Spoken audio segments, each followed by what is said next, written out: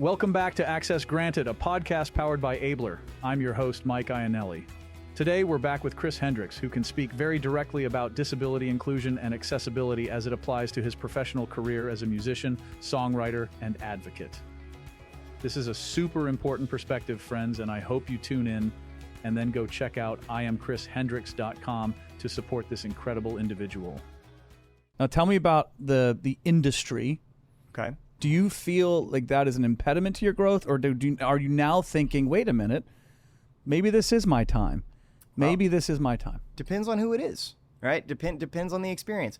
I would say that whatever the reaction, it's always extreme, and that's not necessarily a good thing. And I'll use extreme words to illustrate my point. I would say that oftentimes it's automatic demonization or automatic angelization. And what I mean by that is as a person with a disability who performs and speaks, I'm either automatically dismissed or I'm overly praised for the wrong reasons. Like, people give me credit because I am a person with a disability who writes music, as opposed to being a musician who happens to have a disability. And don't get me wrong, like, I mean, if you wrote with your toes, that would be amazing. Right, and but you're just a guy that writes music. It doesn't matter that you have cerebral palsy. Right. And so here's the thing. So that's the thing. It doesn't matter, and it does. Like, so that those things are not mutually exclusive, right? My condition has guided my journey, and so it does matter. And so having a disability is a part of my story, and because it's a part of my story, I'm not going to shy away from it. I'm not going to be ashamed of it. And the fact of the matter is that we live in sort of this bubblegum world where people are allowed to react to things however they want. And so the only choice we have as people is to allow that reaction to happen and be so grounded in ourselves that no matter what anyone says, you're untouchable. And so I try to be really, really stoic about these things, right? If somebody offers me an opportunity, I think that that's good news, and I take it in and I appreciate it, but I don't let it spike my adrenaline so much that I'm like, oh man, this is the moment, this is it, right? But on the other side of that, if I do a live TikTok and somebody says, throw this garbage away, it's the worst thing I've ever heard, you're such a loser, right? Okay, well, I'm sorry to disappoint you. I'll appease somebody else, right? No matter what direction that you go in, I know who I am as a person. You did this keynote in Raleigh for us last year. It was super compelling. It touched everybody in the audience, and then you wrapped it with a song. But tell me what your memory is of that keynote. Why, if you remember it, why is that something that is it a consistent message that you do, or is it, okay? Talk to a little bit about that message. I am so wrapped up in this idea that persons with disabilities have value, not in spite of their condition, but because of it. I think that persons with conditions, whether seen or unseen, so let me take a step back. Obviously, as human beings, we're inherently valuable. You have value because you exist. There is a 1 in a trillion chance that you shouldn't exist, and here you are. You exist, whether you have a disability or not, right? Let's set that aside. Now you're born into a world where you have a disability. Whether it's seen or unseen, you immediately have an advantage over your able-bodied counterparts. You are forced to adapt in a world that is not necessarily set up for you or ready for you, right? Yeah, there are disadvantages to that, but because we are forced to adapt, we become adaptable people. Mm-hmm. Throw us into any situation, and we can adapt to that situation with the right resources, right? I'm so attached to the idea that persons with disabilities are largely loyal. You can look at the statistics, look at the Department of Labor. Persons with disabilities are the most loyal employees. If you give us a chance if you hire us, we're not going anywhere. We're not leaving. And then for me, we talked about this a little bit earlier, but I'm blessed to have my scars on the outside. Okay, other people can see them right off the bat. There's nothing I can do about that. Okay, well, how is that an advantage? Well, that means that if I go to a networking event, networking event or not, if I go into a room, eyes are drawn to me. If eyes are drawn to me, I have a chance to change people. I have a chance to affect people. I have a chance to have a conversation that's going to make an impact and create a relationship. So many people would kill for that. And as a person with a condition, I call it a condition because, in my opinion, like the operative word is disability, I guess, but it implies that I'm missing something. Yep. And yeah, I've had challenges. I'm not trying to erase this reality from my reality, but the fact of the matter is that I see my condition as an advantage. If I have a condition and I have to wear my scars on the outside, that's going to create immediate vulnerability between me and whoever chooses that they want to engage with me. So first of all, right off the bat, it's an automatic conversation starter. I don't have to spin my wheels praying that something comes up in my mind that I have to use to relate to you. I'm automatically vulnerable. That means that we are set up to connect and we are set up to have a relationship. I challenge any company out there who needs sales, which is every company. If you're not hiring persons with conditions that can communicate, you are missing out on a bottom line that is staggering. Step up, y'all. Seriously. Love that. Like, damn. And whether you can... It's another mic drop, brother. Well, and here's the thing, right? Whether, like, we all have different ways of communicating, right? I cannot speak for every person with every condition out there. But what I can say is that in my experience, every person with a condition, regardless of the condition, whether it's internal or external, there is a level of empathy that blows this world out of the water. And I mean like combined empathy. I mean empathy for that person who's experiencing that thing and going through that thing, and that person's ability to feel empathy and just the sheer desire to connect. All right, I'm going to say a couple words, and I want you to think about, I'm going to list a couple off real quick. Loyalty, problem solving, adaptability, commitment, motivation, gratitude. What do those words mean to you? Superman. It's a well-rounded human being. So those are words that we use when we talk about our workforce development program. And you nailed it when you talk about employment opportunities. It's that mindset shift and you think about environments today with loyalty, motivation, commitment, caring, adaptability, problem solving. Like, what other things are there? Not just made for it, born for it. Born for it. And then you eliminate the barriers of transportation and technology. So what are we talking about when we have individuals that carry these characteristics and these traits that are on the unemployment sidelines? What are companies missing by not opening up their mindset to the possibility of incredibleness? Well, here's what I'll say. Here's what I'll say to that. And again, disability is so diverse. We are the most diverse group out of all the groups, out of all the subgroups.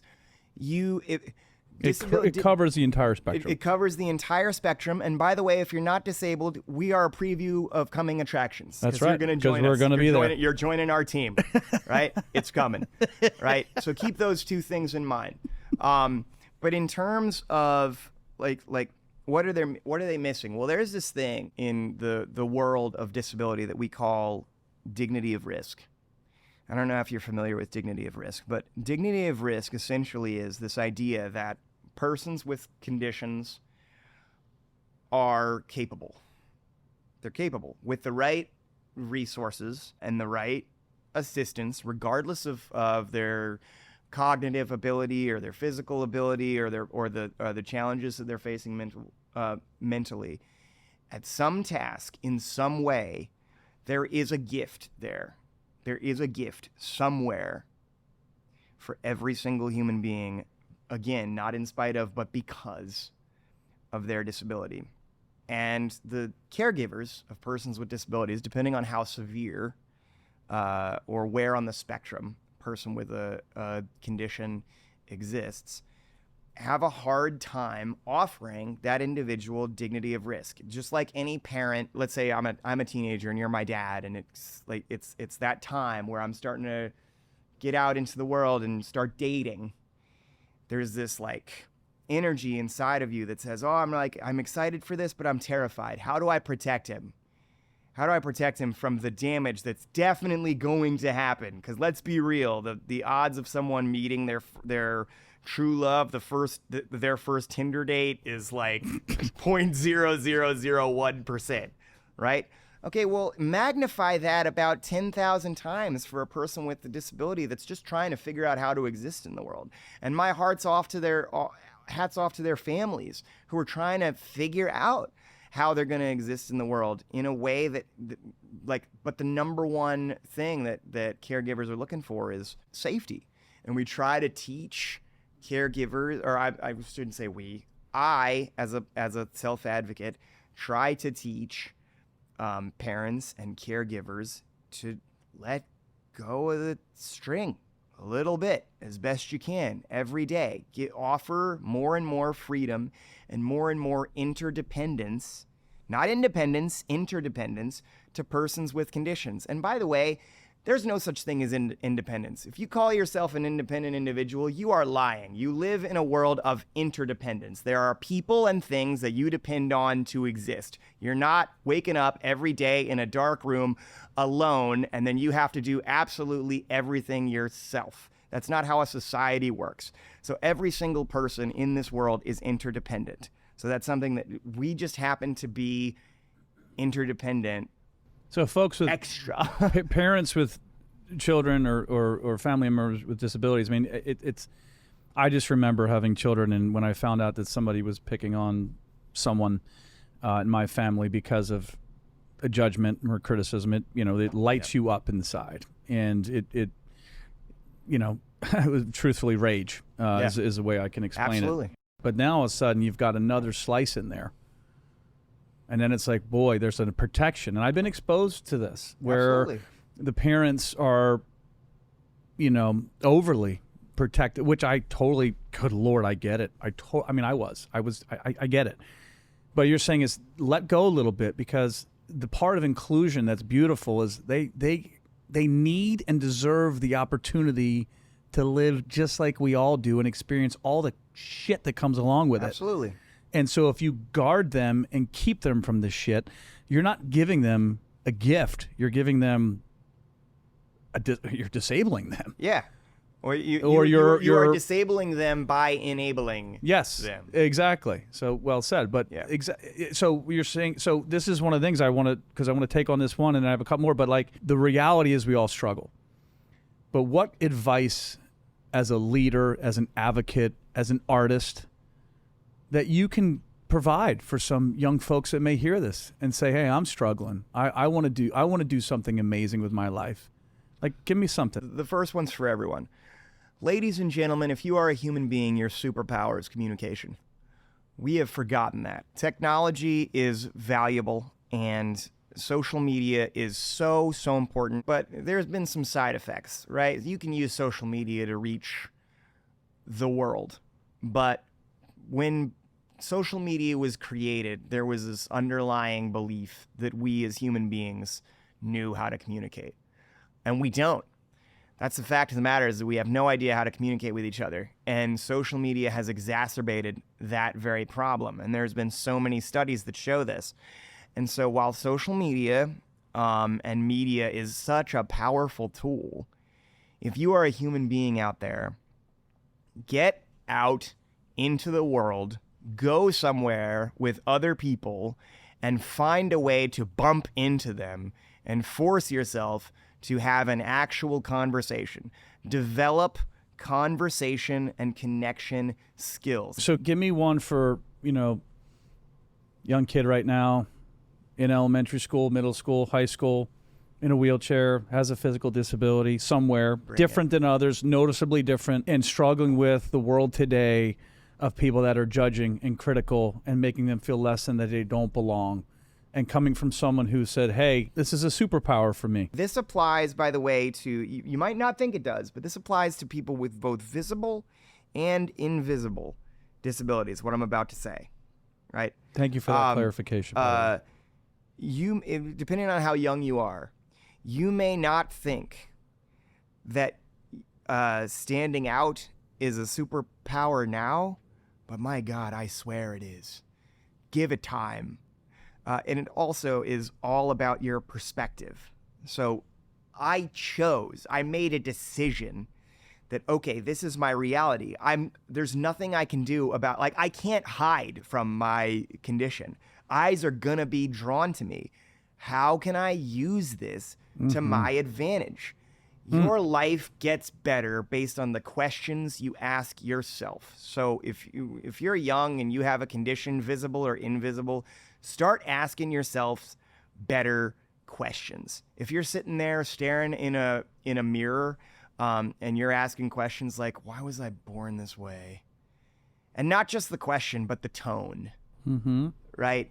Your physiology. How are you asking yourself that question? What if you simply change the tone of that question? What if instead of saying, where am I going? Why was I born this way? What if you said, why was I born this way? Like, what if you put some spice behind it? Like, but some positive spice. Don't be hating on yourself while looking in the mirror. Like, really think about it. Why was I born this way at this time in this environment? And then think about it. Man, we are such energetic beings. If you ask yourself the right question, you will be given the right answer. Here's a better question. How can I have fun with this? You know what I used to say on the dating apps? I used to say, my name is Chris Hendricks. I'm a singer-songwriter. I travel around. I'm a great salesperson. And also I walk like a zombie. Hang out. I'll pay for your dinner. Right?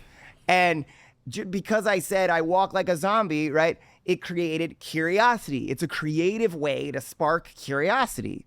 So I got more dates because people were like, he walks like a zombie. What does that mean, right? And I'm just like, look, I'm not saying I'm Casanova, but I'm going to tell you that it worked, right? How can you have fun with who you are as a person? Ask yourself that question over and over again. And I guarantee you, buried within that personal conversation you have with yourself, the answer is there. Where does Chris Hendricks go from here? And I feel like I know the answer to this, but go ahead and tell me, where do you go from here, my brother? Here's the thing, man. I think if you're strong enough and smart enough to get ahead of that game and understand intimacy and community, because there's people that think they have community, but they don't. It's not real community because they're not really communicating. All right. I am a performer in my heart of hearts. I'm a performer. I'm a speaker. I will play anywhere. I will perform anywhere. I will speak anywhere. But my current mission is to really pursue these house concerts. If you have a house and you have friends, I want to play at your house and I want to figure it out. Like creating those intimate environments, that's this beautiful marriage between the explosive power of music and the side effects of being right there and being present, as opposed to being, having this like massive crowd and getting to share your vulnerable stories along with the music and where the music that's great stuff comes too, man. from. That's how you build community. So that's my dream. So nowadays I'm playing one house concert a month. I play bars every once in a while, but really rarely every once in a while. How do you get back to where you want to be? I get back to where I want to be when corporations, companies hear this message and want to get behind me. They want to, they want to hire me to speak. They want to hire me to perform at their next event. They want to sponsor a house concert so that people don't have to worry about tickets and they can just show up and have an experience. So I am ChrisHendricks.com. I can go there. I can book you to speak. I can book you to come to the house and sing. I can book you. I can introduce you to people that way. And then social media. Give me a couple other tags. Yeah. Every single social media platform, I'm just at I am Chris Hendricks. I do believe in the power of the I am, and there's just something about that energy. Any limitations that you have for work? Nope. Okay, so technically what I think I'm hearing is that you're available to sing. Yes. You're available to speak. Yes. You are excited to sing and excited to speak and excited to create intimate environments for people that can help connect and communicate and share and remember. And give back. And give back. Every single house concert moving forward, what we're trying to do is associate it with a nonprofit. Cause, yeah. I love that. Thank you. All right, so I think we're getting close to wrapping on this. Will you play Affliction? Yeah, I would love to. Is that the one you would like to play? That is the one I would All right, I want to hear this. Guys, ladies and gentlemen, in the studio at Burt Studios, we've got Chris Hendricks.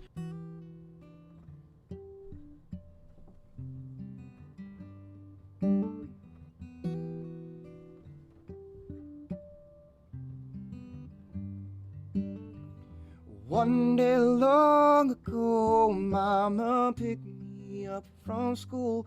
She said, son, won't you tell me what's bothering you? I said, no, Mama, no, won't you leave me be? She said, son, you know better than to lie to me. Didn't they hurt you, boy? No, no, no, no, didn't they curse you, boy? No, no, no, no, didn't they mock you, boy? No, no, no, no, what's their problem then? Well, Mom, it's gotta be my affliction.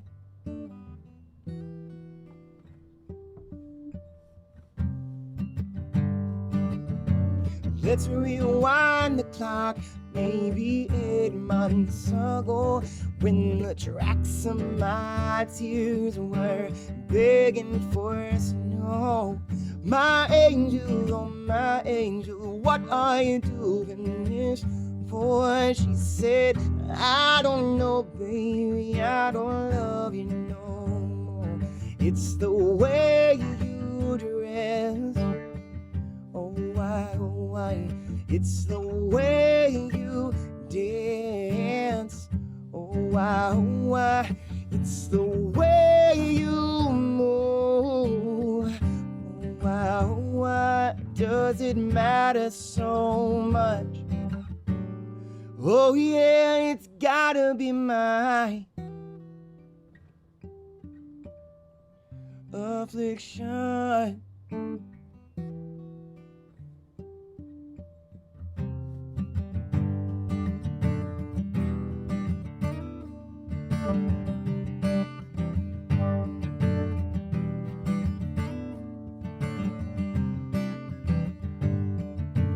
Devil, you once told me you must stop this message, son. I said, didn't you hear Sammy say a change is gonna come? Now I will be the message my people need, you see. And I will give my broken brothers sanctuary, but they will learn you, boy. I know, they'll condemn you, boy.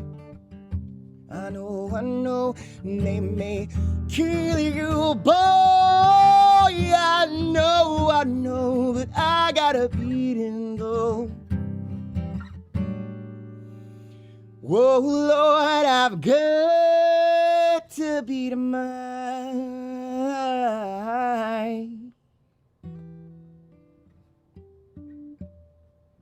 affliction.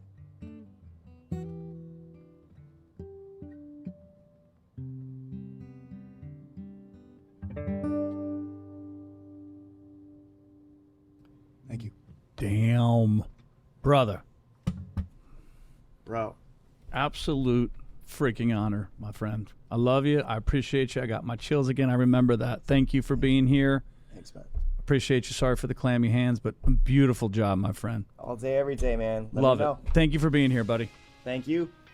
Thanks for tuning into Access Granted, a podcast powered by Abler, and a huge thank you to our spectacular guest, Chris Hendricks, for sharing his life experiences and important perspectives with us. There are so many moments throughout this conversation that should shift our mindsets, act from a place of empathy, and ultimately advocate for individuals with disabilities.